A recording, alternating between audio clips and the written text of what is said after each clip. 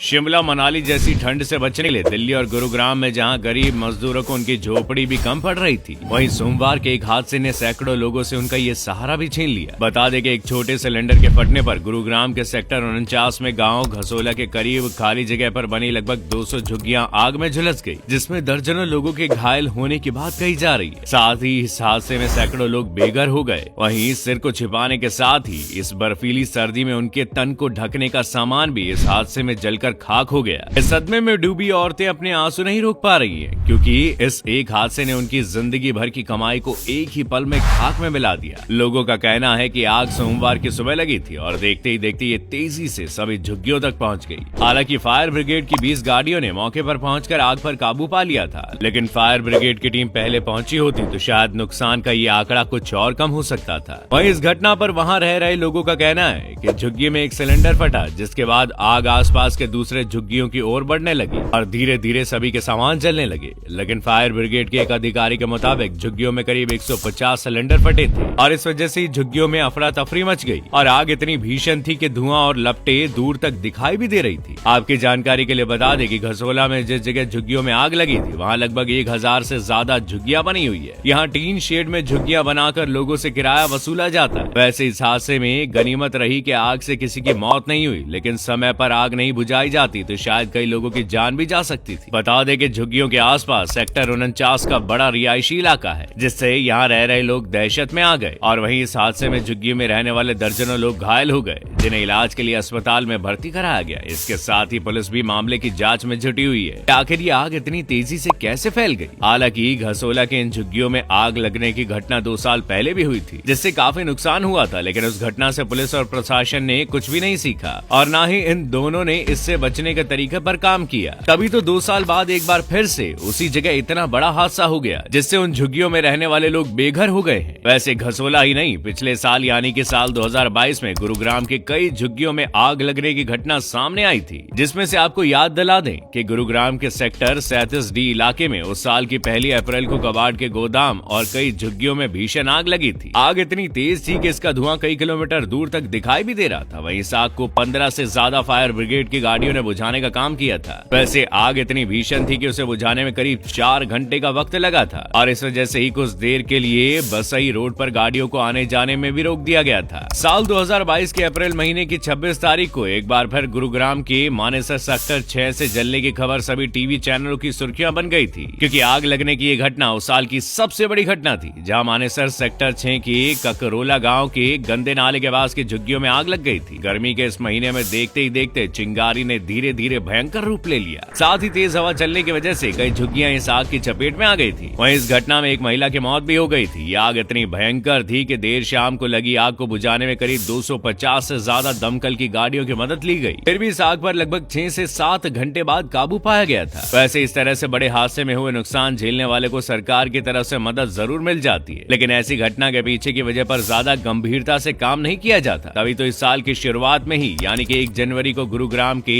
IMT Manesar की एक company में आग लग गई थी। आग सेक्टर 8 के प्लाट नंबर 427 में एक जूते चप्पल की कंपनी में लगी थी, जिसमें 2 सीनियर सिटीजन महिलाओं की मौत भी हो गई थी। हालांकि हमने सिर्फ गुरुग्राम की घटनाओं का जिक्र किया है, लेकिन दिल्ली में भी कई आग की घटनाएं हुई हैं, जिसमें तमाम लोगों की जानें जा चुकी है। सरकार को ऐसी घटनाओं को रोकने के लिए भी सख्ती से काम करना चाहिए और मकान, दुकान या बिल्डिंग बनाते समय लोगों को भी फायर एग्जिट और बाकी सेफ्टी फीचर्स का भी ध्यान रखना चाहिए।